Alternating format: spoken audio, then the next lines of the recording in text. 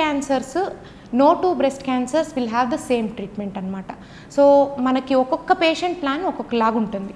Everything is based on IHC report. మనకు IHC రిపోర్ట్లో hormone positive వస్తే ఒకలాగా ట్రీట్ చేస్తాము, HER2 పాజిటివ్ వస్తే టార్గెటెడ్ థెరపీతో ఇంకొకలాగా ట్రీట్ చేస్తాము, అండ్ ట్రిపుల్ నెగిటివ్ అనే రకం వస్తే మనం కీమోథెరపీ ఫస్ట్ ఇచ్చి తర్వాత సర్జరీ తర్వాత రేడియేషన్. ఈ రకంగా ఐహెచ్సి రిపోర్ట్ని బట్టి మన ట్రీట్మెంట్ ప్లాన్ అంటూ ఉంటుంది.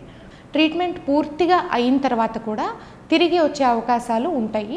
అవి ఎప్పుడు పెరుగుతాయంటే గడ్డ సైజ్ పెద్దగా ఉన్నప్పుడు, 5 సెంటీమీటర్లకు పైబడి గడ్డ ఉన్నప్పుడు, తర్వాత మనకి అండర్ ఆర్మ్స్లో గడ్డలు ఎక్కువగా ఉన్నప్పుడు, లేదా ఒక చిన్న గడ్డ అండర్ ఆర్మ్స్ తగిలినా కూడా వాళ్ళకి మళ్ళీ తిరగబెట్టే అవకాశాలు పెరుగుతాయి.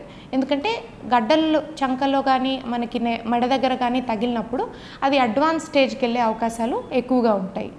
సో అడ్వాన్స్ స్టేజ్ పెరిగే కొద్దీ మనకి తిరగబెట్టే అవకాశాలు అనేవి పెరుగుతూ ఉంటాయి. పూర్తి ట్రీట్మెంట్ బ్రెస్ట్ క్యాన్సర్స్ అయిన తర్వాత మనకి within 2 to 3 years majority of the breast cancers మనకి 2 నుంచి 3 ఏళ్ల లోపే తిరగబెట్టే అవకాశాలు ఎక్కువ ఉంటాయి.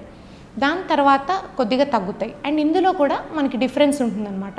హార్మోన్ పాజిటివ్ అయితే మనకి ఈవెన్ 10 ఏళ్ళు 20 ఏళ్ల తర్వాత కూడా ట్రీట్మెంట్ అయిన తర్వాత తిరగబెట్టిన వాళ్ళు ఉన్నారు. But hormone negative, HER2 positive లేకపోతే ట్రిపుల్ నెగిటివ్ ఈ రకమైన క్యాన్సర్స్ ఫస్ట్ 3 ఏళ్లలోపు ఎక్కువగా తిరగబెడతాయి. సో వీటికి ఏంటంటే మనం ఫాలో అప్ ప్రోటోకాల్ ఫాలో అవుతుంటాము. అన్ని క్యాన్సర్స్కి, బ్రెస్ట్ క్యాన్సర్స్కి ఎవ్రీ 3 months ఫస్ట్ 3 years వరకు చెకప్ అడ్వైస్ చేస్తాము.